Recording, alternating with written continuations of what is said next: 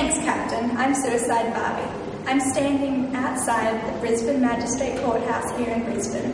An exciting and unusual case is taking place here today. A class of students from one of Brisbane's local schools is taking their teacher, Mr. Wiggle, to court for inadequate teaching methods enforcing what the students describe as harsh and unfair punishment strategies to prevent the disruption of lessons. The students felt that they were being restricted and not allowed to express themselves creatively. We shall now cross live to the courtroom as the accusations and rebuttals are stated. The name is Rudolph Drakers.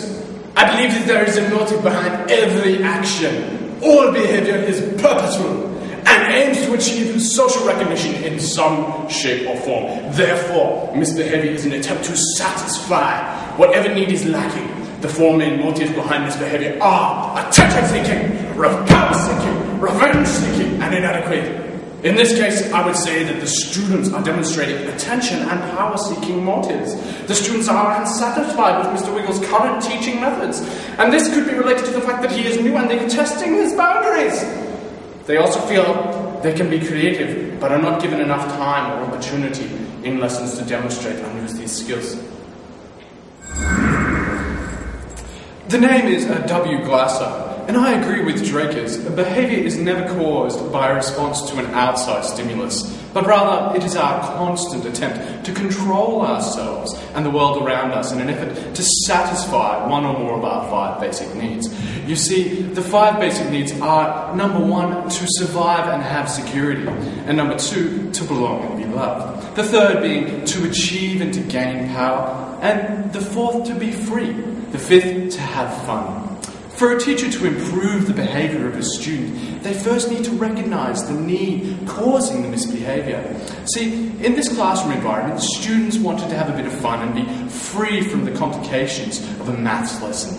And the teacher should focus on themselves, the relationship with the student and the support being offered to enable quality outcomes for the student.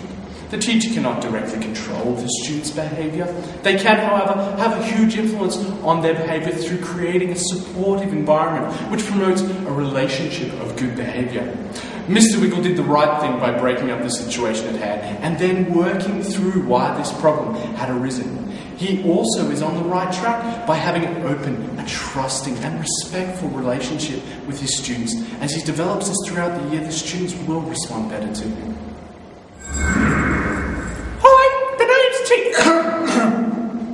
Hi mate, the name's T. Gordon.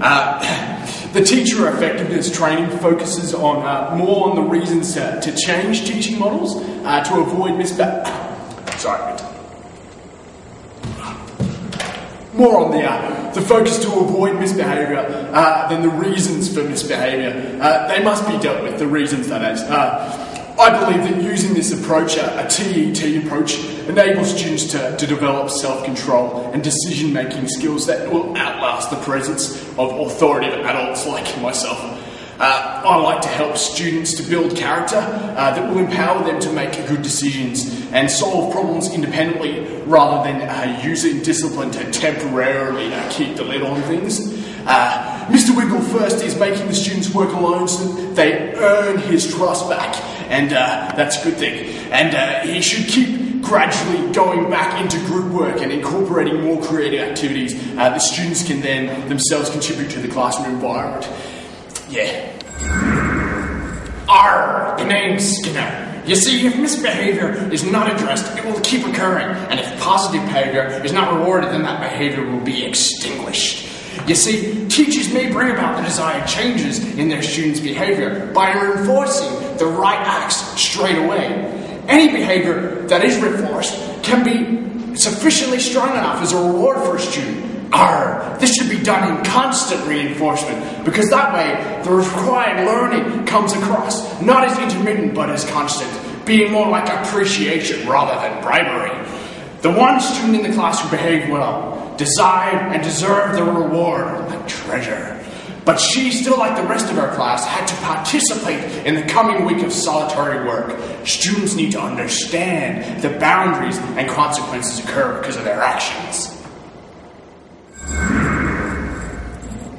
The jury has decided that Mr. Wiggle is not guilty of using unfair and harsh punishments resulting in favouritism and negligence of his students, as accused by his students. The case here is simple. Mr. Wiggle is a new teacher.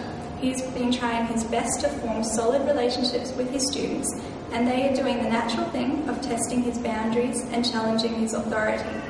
Both Mr. Wiggle and his students will get to know each other better as the term progresses.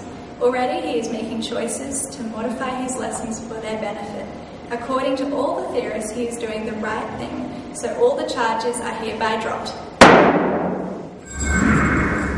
Wow, that was an interesting case. Mr. Wiggle has been cleared of all charges and shall now commence back at teaching soon. He has successfully applied 4 different approaches to teaching and classroom management into his lessons. He has the full backing of each theorist he has copied. Back to the newsroom now, reporting live from Brisbane's Magistrate